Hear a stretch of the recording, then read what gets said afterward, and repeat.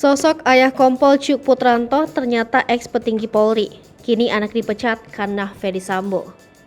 Kompol Cuk Putranto yang dipecat atau disangsi pemberhentian tidak dengan hormat dari keanggotaan Polri gara-gara Ferdy Sambo ternyata anak mantan petinggi Polri.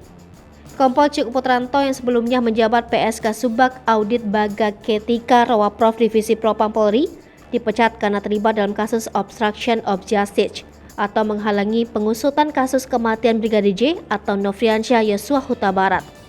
Itu artinya, Kompol Cuk Putranto yang diharapkan bisa meneruskan prestasi sang ayah di Polri harus terhalang.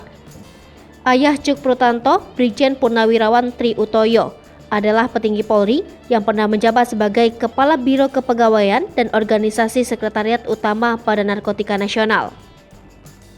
Jenderal Bintang 1 itu memegang jabatan tersebut pada tahun 2010. Sebelumnya Brigjen Purnawirawan Tri Utoyo yang lahir pada 27 Maret 1953 juga sempat menjadi Karopers Polda Sumatera Utara. Brigjen Tri Utoyo meninggal pada 27 Oktober 2018.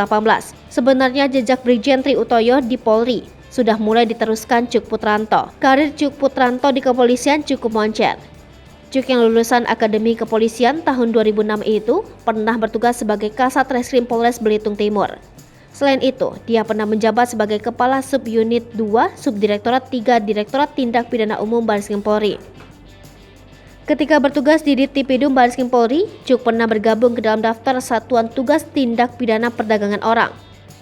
Satgas tersebut mengungkap berbagai kasus, mulai dari perdagangan organ hingga perdagangan manusia.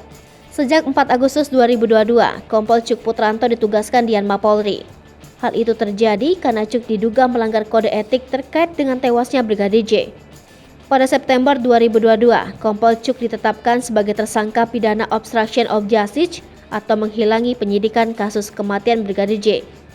Sebelumnya, Cuk Putranto adalah anggota Divisi Propam Polri. Jabatannya di Propam yaitu sebagai PSK Subak Audit Baga Ketika Rawaprov Divisi Propam Polri. Ia kemudian dicopot dari jabatannya pada 4 Agustus 2022 dan dimutasi ke Yanma Polri.